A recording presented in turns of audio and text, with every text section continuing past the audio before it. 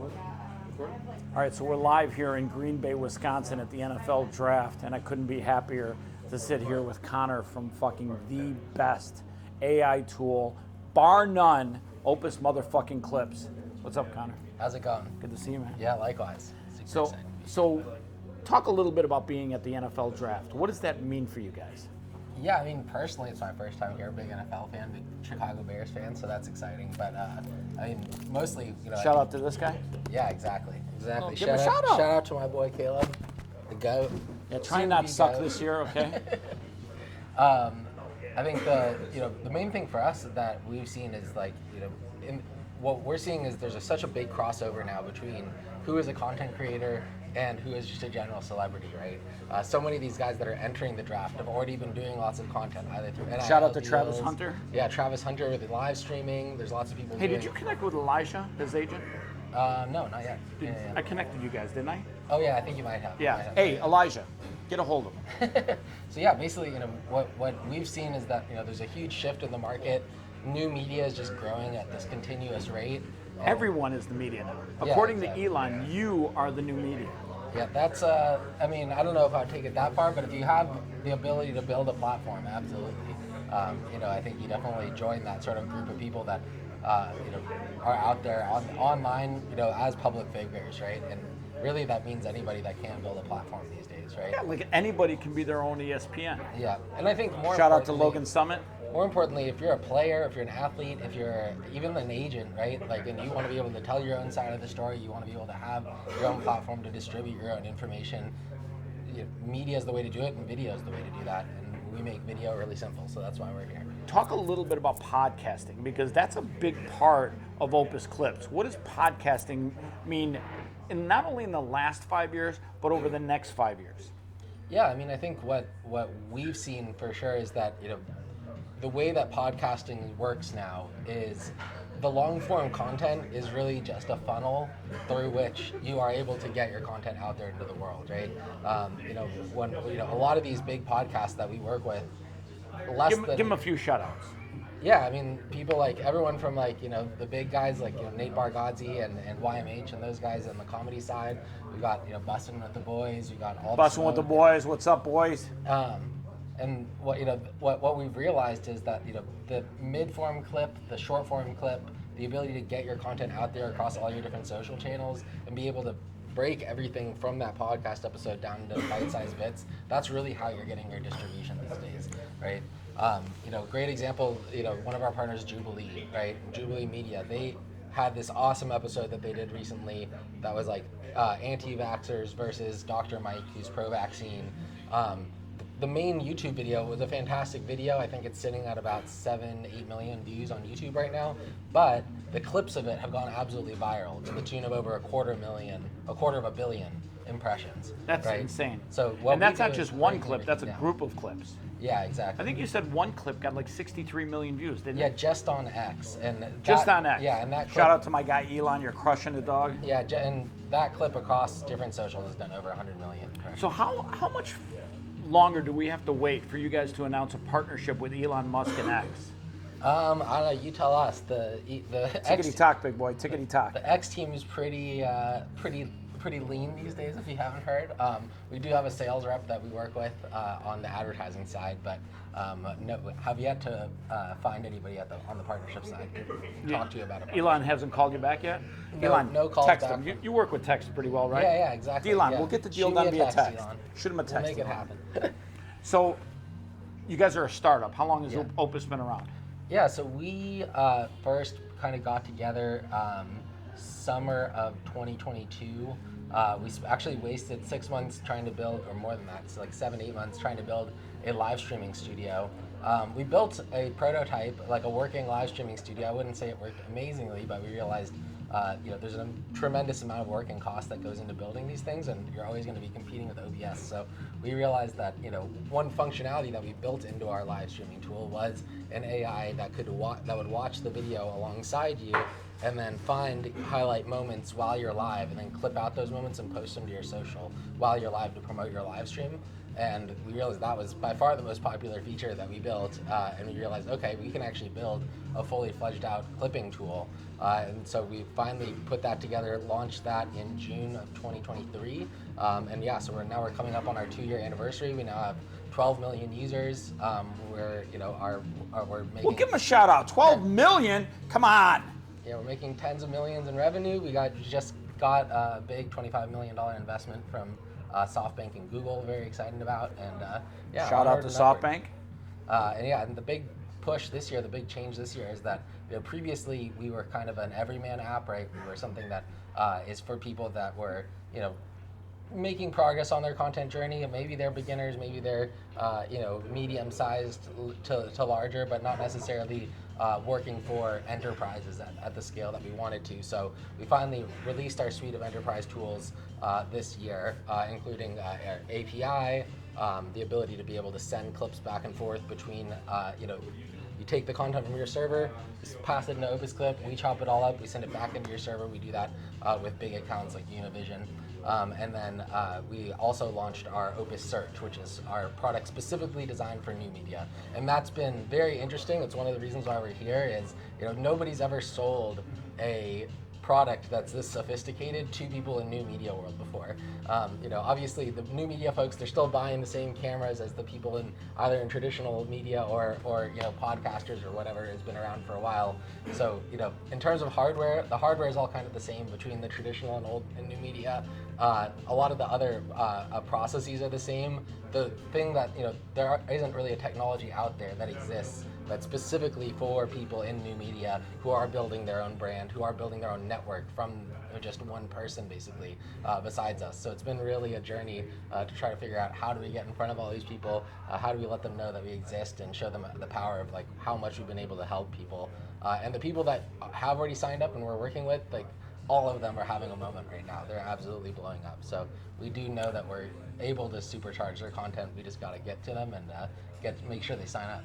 So the one thing I can tell people from using Opus Clips, and there's a ton of people that use Opus Clips, is your AI tool literally takes long format content and really, it's not an exact science, but it finds some of the best clips and then it ranks them in how viral they are. And that ranking tool is actually really accurate. I notice some of the ones it gives 99s to and some of the ones it gives 60s to, the 99s way outperform the 60s significantly more. Talk a little bit about why you build these tools in such a way and where you get some of your inspiration from, because technology is like art and you guys are building something that is beautiful. Yeah, I appreciate that. Shout out to our product team. They're the best. Oh, let's give them a shout out. Who's out there? Yeah, Libby and crew, Ada, all the crew. I think they're calling me. No, it's actually Libby. Shout out to Libby. Thanks for calling me. I'm turning that up. Yeah, so I think that's hilarious.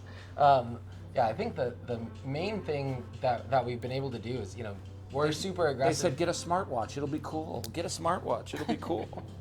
The main thing that we've really been focused on, and the thing that I love about our team, is that we're constantly listening to people's feedback. We're figuring out what is it that they want, what are the problems that they're having. And so we actually weren't the first in the clipping market. There were a few other tools that came around before us.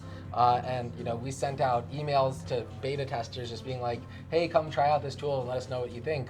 And one of the first things that people who had tried us before and had tried some of the other tools that were out there before immediately said in the very, very earliest versions of our product is, the thing that I hate is it just dumps out a bunch of clips and I have no idea how to sort through and organize my clips. So we realized, okay, we need some kind of a ranking system.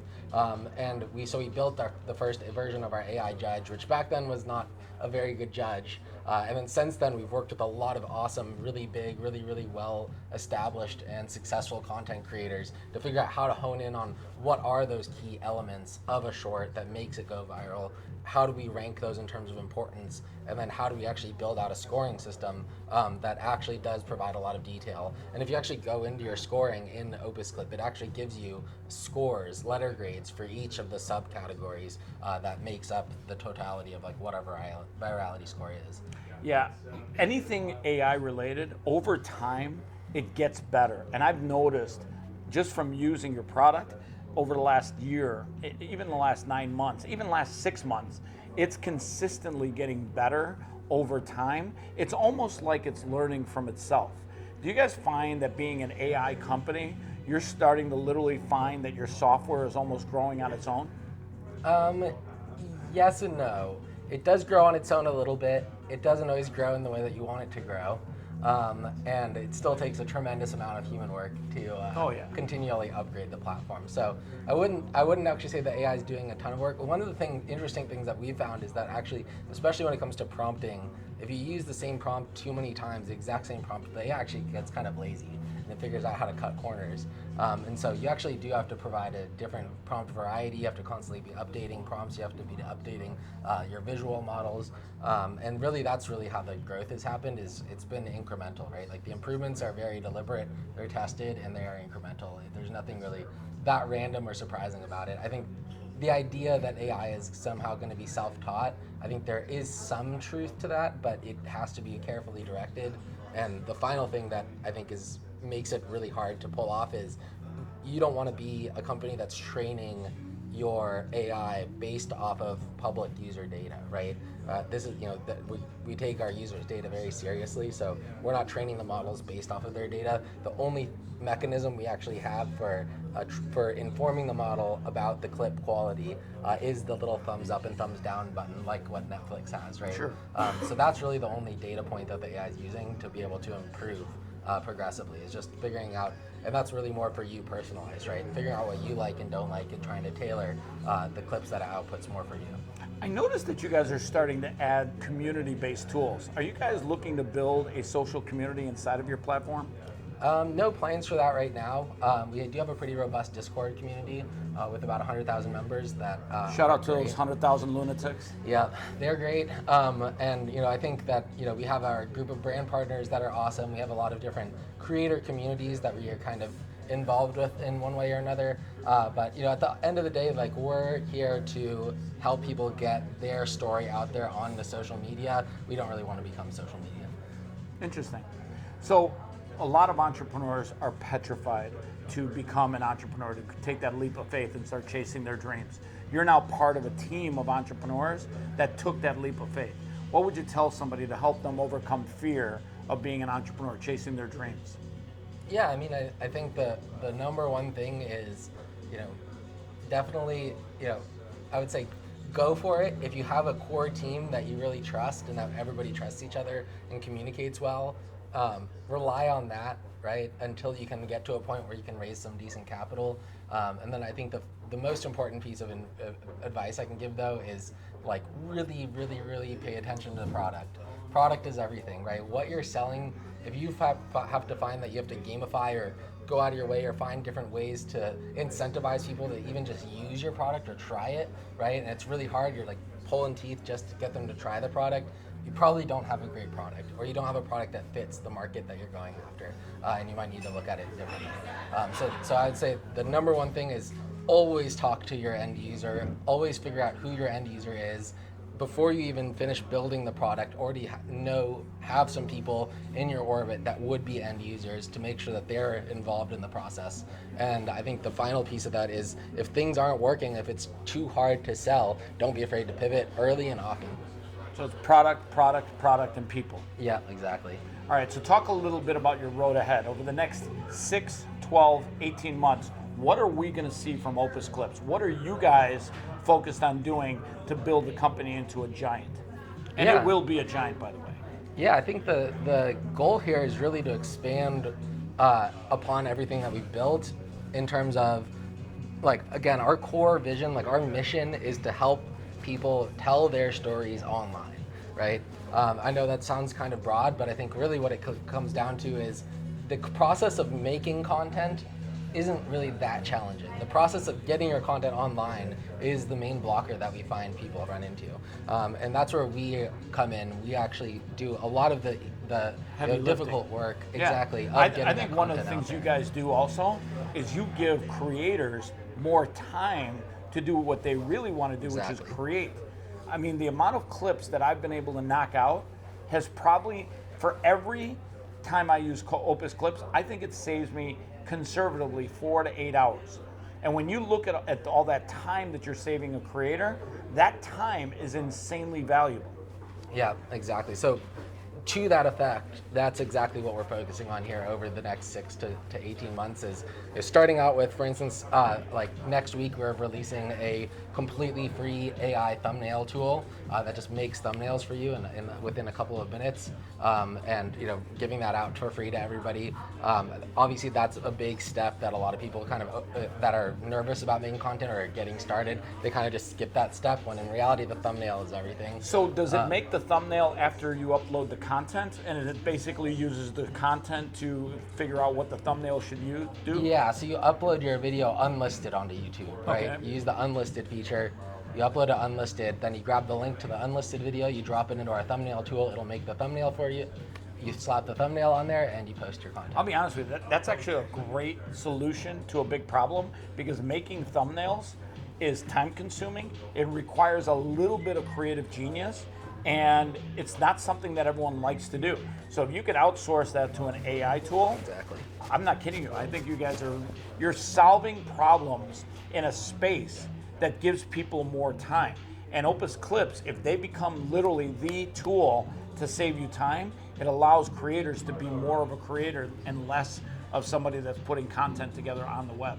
Yeah, exactly. That's our whole mission, right? And I think like long term our vision is we want to make it so easy to get content out on the web that it's a no-brainer for anybody to do it, right? And really try to empower everybody to be able to build that own platform by themselves. Obviously, it's still going to take work and figuring out how to get people interested in your content and consistency, right? We can't help you with the storytelling part. That's the creativity, that's on the creator. That's why they're called creators, right? So we're not trying to replace any part of the creative process. What we're trying to replace is all the busy work of how do I actually take my creativity and put it out there into the world in a way that people are actually going to want to engage with it or find it interesting. I notice a big part of what you guys are doing is on YouTube. You're working, I think, heavily with the YouTube community. What's your second favorite platform, social platform, that you guys are engaging with? Yeah, I mean, we engage on everything pretty much. I would say in terms of, it's very different audiences, obviously, so I don't want to pick favorites necessarily. Personally, I find outside of YouTube, I think YouTube is king. Outside of YouTube, I think we've had some success on, obviously tons of people who use TikTok are huge fans of ours. Yeah. We're big fans of I'm surprised Twitch. TikTok doesn't offer some long format content space on their platform. They do, it's just vertical, right? So they want everything vertical on their platform. But yeah, you can post very long videos on. Oh, really? Yeah, they have serialized content and everything on there now. Interesting. Yeah, definitely. And then obviously, so I'd say, LinkedIn has been a huge winner for us. Really? Yeah, LinkedIn has been massive for us, specifically because we do empower the entrepreneur to take whatever podcast they've been on, whatever thing they've done before, anytime they've spoken on stage, and just be able to pump out content with that on their channel, like on their own LinkedIn page, right? All these entrepreneurs, startups, corporations, what have you, these guys all kind of ignore video because they just think video is impossible to do, and we've made it possible for them to do it. So I think that LinkedIn has been a huge platform for us, just in terms of helping people that want to actually have video of themselves in a professional setting, on stage, in a Zoom call, whatever it is. Kind of like this. Yeah, exactly. But that's been huge for that crowd. The X crowd obviously uses us a ton, but mostly for breaking news stories and that kind of thing. I'd say X is the only platform where we're very repurposer heavy, right? Because what they're doing is they're taking things that are breaking news, right, which is usually being reported by a news show or something like that. They're throwing that into Opus Clip, and then they're repurposing the content for their own editorialization, right? Most other platforms we are pretty strict about trying to control for people that are utilizing content that they don't know. Well, X is starting to really get into long format content also. I'm seeing a lot of podcasts pop up on X out of the blue. Yeah, and the clips especially obviously do quite well, right? Extremely and I think that's a big area that we see growth. But the one thing you guys do really well on X too is your hashtags. You guys get great hashtags on X. Yeah, I think we've done a pretty good job improving our hashtags. There's always room for growth, but yeah, I think being able to have those auto-applied captions, auto-applied titles, descriptions, hashtags, all of that kind of stuff again, just speeds up the content process so much. All right, forget Opus Clips for a second. Talk a little bit about Conor. Yeah. What are some of the things that you are most proud of in your life so far, and what are some of the things that you're trying to achieve personally? Yeah, absolutely. I mean, I think for me, the number one thing is, I love the media space. I'm addicted to YouTube in the media world. So I just love being a part of it. I love being able to connect with creators, work with creators, influencers, celebrities, what have you. And I think it all kind of comes very naturally to me, just from my upbringing, growing up in LA, and the kind of people that I was around, and just sort of the way that I viewed the world. We didn't invite the fly, by the way. That was an actual Green Bay fly. Yeah, They're notorious local. for breaking into interviews. And I think beyond that, my sort of, I mean, obviously I'm on this wagon that is Opus Clip, and it's been a rocket ship so far. So Yeah. been having a really fun time with that. But yeah, I mean, beyond that, I think the thing that I'm most proud of is, I speak fluent Mandarin. I lived for 5-6 years in China. Wow. And I had a lot of really incredible experiences there. I worked for Beats by Dre. I worked for Acer, which is a big laptop company out of Taiwan, and got to do some really cool marketing campaigns there. And then beyond that, I would say the work that I've done from Opus Clip. I was the first basically marketer. Me and one other girl were the only 2 marketers on the team when we launched the product. Is that Gracie? No, not Grace. Shout out to Gracie, not my dog. Grace, not Grace. Or Yeah, Grace. Close. My dog is Gracie. Yeah, Rebecca and I were the only 2 on the team when we were first launching the product. You got Lewis now. He's a beast. We got a lot of people now. We're over 100 people now. When we launched, we were like 11. You got 100 in sales biz dev? No. 100 people in the total. company. Yeah. That's a big company. We're growing. Yeah. We're growing. Yeah. So we're making progress. One last thing. In 2025, I always tell people it's AI or die. And I really mean that if people don't find a way to get AI to work for them, they are going to fall behind people that are. How do you literally tell people that Opus Clips is the AI tool that they absolutely have to not only use, but actually perfect using? I don't know how to answer that. What makes Opus Clips such an important AI tool that creators absolutely, positively should use it? I think it's more just like the content distribution is everything these days, right? Like the concept, I think one thing that creators kind of get lost in the weeds with is they want to focus on their next big thing, and they say, okay, these other platforms don't matter because I don't have time and I don't want to deal with them. And it's like what we do more than anything else, the number one thing that we do for you, and it's worth the money every time, is we take that content, we break it down, and we help you distribute it with just a couple of clicks. Yeah, across all of the social media platforms that you can possibly be on.